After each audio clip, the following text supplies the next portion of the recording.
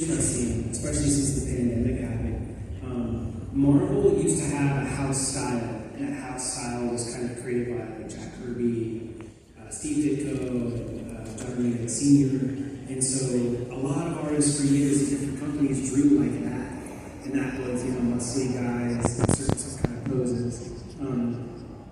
And in the last 5 years or so, Marvel hasn't really had a specific strict house style.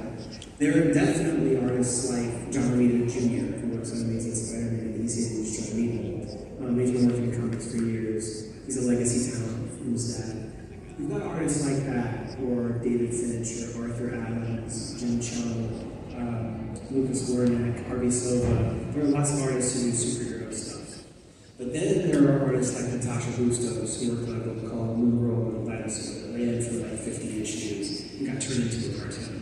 And there's Peach Momoko, who does Ultimate X-Men for us now, and does her completely own style of art.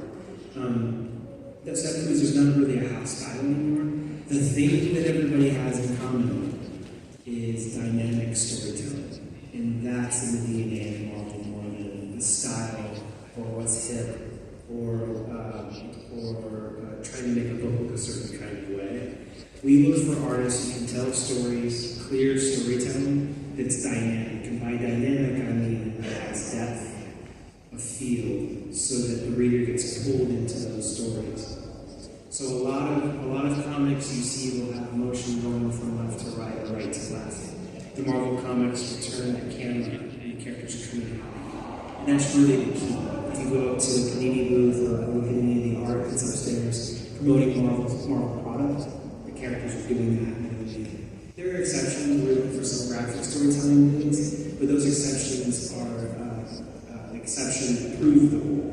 Those are periods, and if you stop and look for a second, the dynamic stuff is what pulls you back in. So whether you draw really simple, innovative style, really detailed painting, really lush inks, all of it has to have depth and have clear storytelling to make dynamic storytelling. And that's what I look for in portfolios. That's why I always look at portfolios for comics. That's what I look for. In style, those things can come later. You really understand the foundations of dynamic storytelling. The keys to that are perspective. Perspective is so hard. I don't understand it. I can't teach it. I've watched countless videos, and I can see it happen, and at some point my brain just clicks off and I fall asleep. I stop paying attention. But perspective is important. Some of that's true, I understand. The other part of that is anatomy, understanding how the muscle groups work on top of the skeleton, and how those muscles work when they're stacked in front of each other.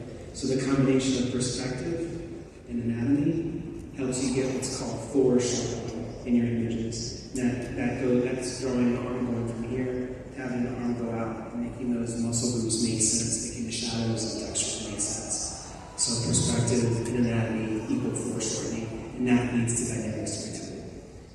If that answers your question. It's not